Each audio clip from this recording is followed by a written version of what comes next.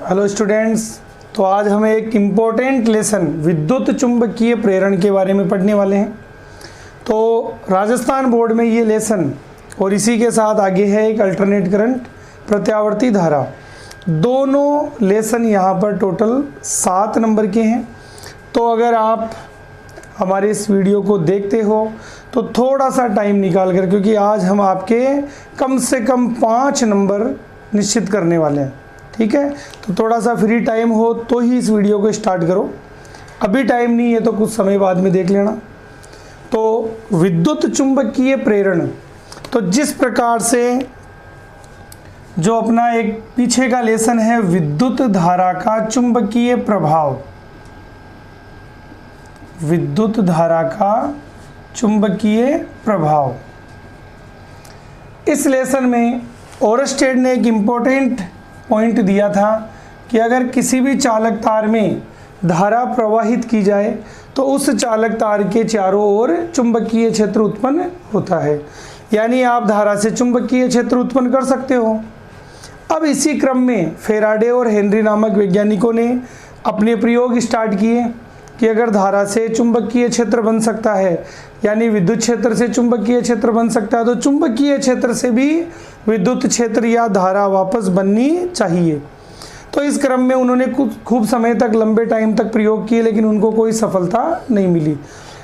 एक समय पर हेनरी को थोड़ा गुस्सा आया। इन्होंने गुस्से में क्या किया कि जो छड़ चुंबक ले रखा था उसको कुंडली पर फेंक कर मारा, और उसी समय ये हुआ कि उस कुंडली से जुड़ा हुआ जो धारामापी था वो थोड़ा सा विक्षेपित हो गया।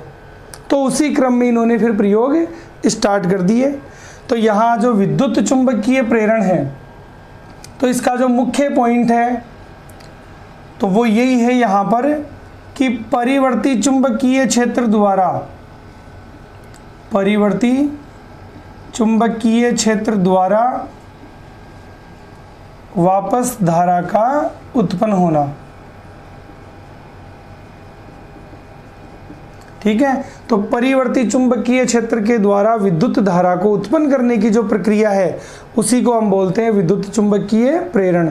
एक सिंपल सा लेसन और एग्जामिनर की चॉइस भी हमेशा इसी लेसन पर ज़्यादा रहती है, ठीक है। तो सबसे पहले इसे समझने के लिए हम पॉइंट पढ़ते हैं यहाँ पर चुंबकीय फ्लक्स, ठीक है। तो जिस तरीके से आपने पहले विद्युत फ्लक्स की परिभाषा पढ़ रखी है तो उसी अकॉर्डिंग यहाँ पर चुंबकीय फ्लक्स की परिभाषा है। तो एक समान चुंबकीय क्षेत्र को हम समदूरस्थ सीधी बल रेखाओं से प्रदर्शित करते हैं। जिस तरफ ये तीर का निशान है वो यहाँ पर चुंबकीय क्षेत्र की दिशा है, ठीक है। इस चुंबकीय क्षेत्र में आपने ये एक पृष्ठ रख दिया। पृष्ठ आपको डायग्राम से दिखाई भी दे रहा होगा, एक पीछे का भाग है और एक इसका मुख्य पृष्ठ है।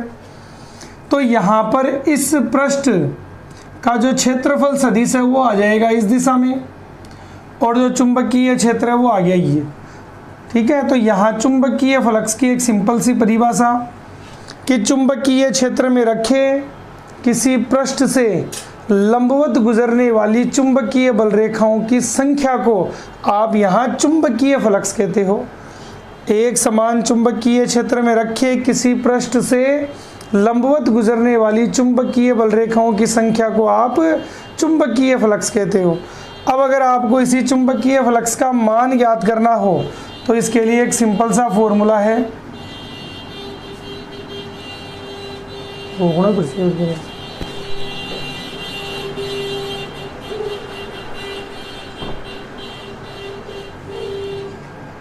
करते वो कर देसी ना। तो वो फॉर्मूला इस प्रकार से है कि अगर मान लो चुंबकीय क्षेत्र और क्षेत्रफल सदिश के बीच में अगर आप ये एक एंगल मान लेते हो थीटा, तो यहाँ पर चुंबकीय फ्लक्स की परिभाषा आ जाएगी कि एक समान चुंबकीय क्षेत्र में रखे किसी पृष्ठ से निर्गत चुंबकीय फ्लक्स का जो मान है वो चुंबकीय क्षेत्र और क्षेत्रफल सदिश इनके अदिश गुणनफल के तुल्य होता है। तो फाई बराबर यहाँ मान आ जाएगा बी सदिश डॉट ए सदिश। जैसे ही आप दोनों के बीच में से अदिश गुणनफल खोलते हो तो ये मान आएगा बी ए कोस थीटा, ठीक है। थीटा की वही 3 कंडीशन, 0 डिग्री, 90 डिग्री और 180 डिग्री। लेकिन यहाँ पर आपको एक इम्पोर्टेंट पॉइंट ये ध्यान रखना है कि डायग्राम में आपको देखने से ये लगता है कि तल चुंबकीय क्षेत्र के साथ 90 डिग्री के कोण पर है, लेकिन आपको जो कोण है वो कभी भी तल से नहीं बनाना है। आपको कोण यहाँ पर चुंबकीय क्षेत्र और क्षेत्रफल सदिश के बीच में बनाना पड़ेगा। इसलिए हो सकता है कुछ आंकिक प्रश्नों में आपको ये कहा जाए कि तल के साथ कोण 30 डिग्री है, लेकिन आपको क्षेत्रफल सदिश के साथ जो कोण है वो 60 का लेना होगा। तो यहाँ अगर आप एक मुख्य कंडीशन थीटा का मान 0 डिग्री मानते हो तो ये इक्वेशन बन जाएगी फाई बराबर बी ए कोस 0 डिग्री। कोस 0 डिग्री का मान यहाँ पर 1, तो चुंबकीय फ्लक्स का जो मान है वो यहाँ आ जाएगा मैक्सिमम। ठीक है, फाई बराबर बी ए।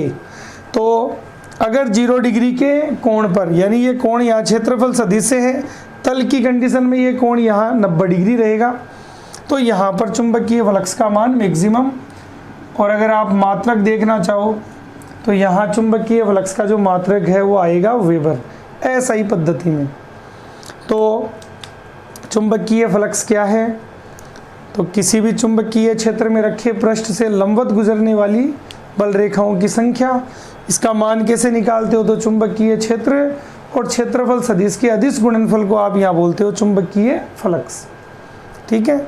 अब यहाँ पर जो फेराडे का मुख्य प्रयोग था विद्युत चुंबकीय प्रेरण के लिए, तो फेराडे ने इस तरीके से कुंडलियाँ ली और इनका संपर्क कर दिया इन्होंने एक धारामापी से। ठीक है, तो हम एक बार प्रयोग की डिस्कस करेंगे। तो ये 3 कंडीशन हम मान लेते हैं,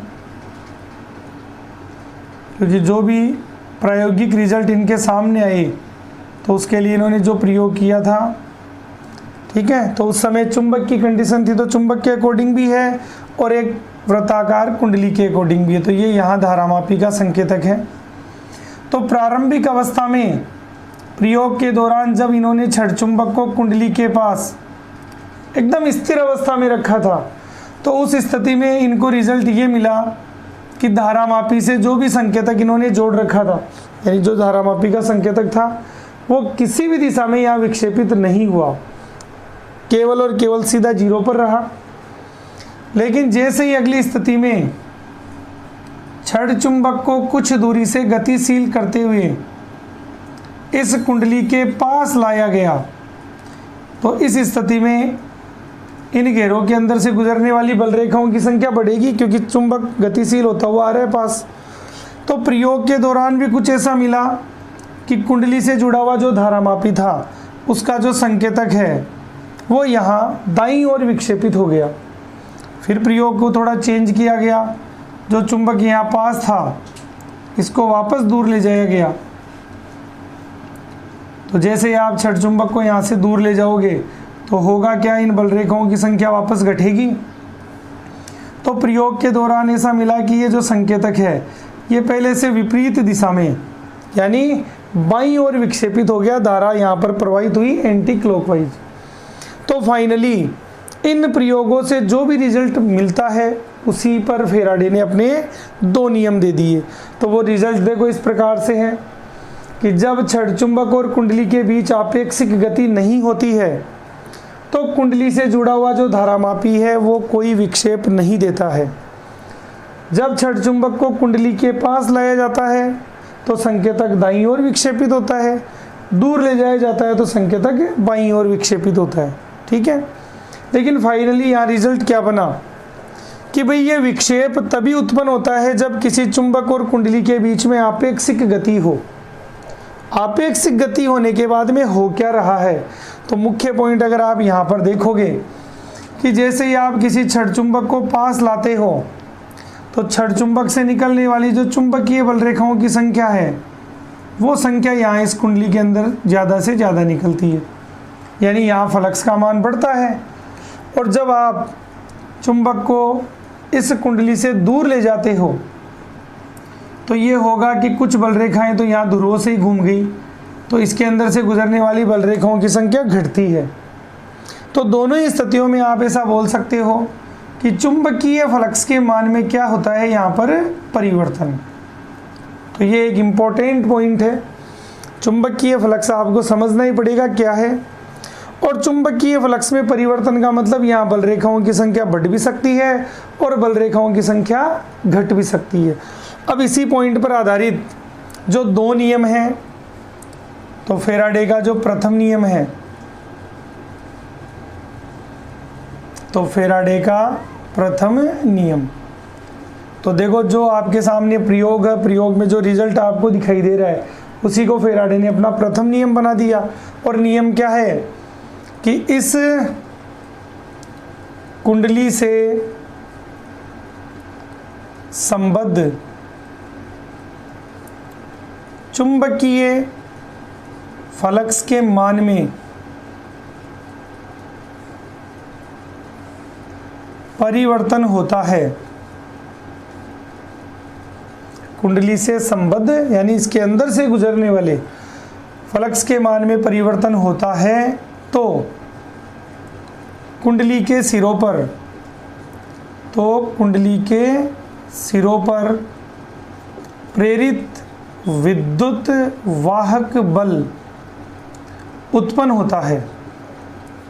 एकदम सिंपल सा पॉइंट है कि अगर किसी भी कुंडली के अंदर से गुजरने वाली इन चुंबकीय बल रेखाओं की संख्या में परिवर्तन होगा, चाहे बल रेखाओं की संख्या बढ़े और चाहे घटे, ठीक है, तो यहाँ पर उसी कुंडली के सिरों पर विद्युत वाहक बल उत्पन्न होगा। इसे तो फैराडे ने बना दिया अपना प्रथम नियम। फिर प्रयोग के दौरान कुछ ऐसा पॉइंट और मिला कि अगर इस चुंबक को तेजी से पास लाया जाए या तेजी से दूर ले जाया जाए तो देखा गया कि इस संकेतक का विक्षेप थोड़ा और बढ़ जाता है। तो संकेतक का विक्षेप बढ़ने का मतलब धारा का मान बढ़ गया, और धारा का मान बढ़ने का मतलब कि उसी कुंडली के सिरों पर जो वोल्टता है, जिसे हम बोलते हैं यहाँ प्रेरित विद्युत वाहक बल, उसका मान बढ़ गया। यहाँ पर आपको ये देखना है कि अगर आप कोई सेल या बैटरी खुद लगाते हो तो उसको तो हम बोलते हैं विद्युत वाहक बल, और बहने वाली धारा को विद्युत धारा।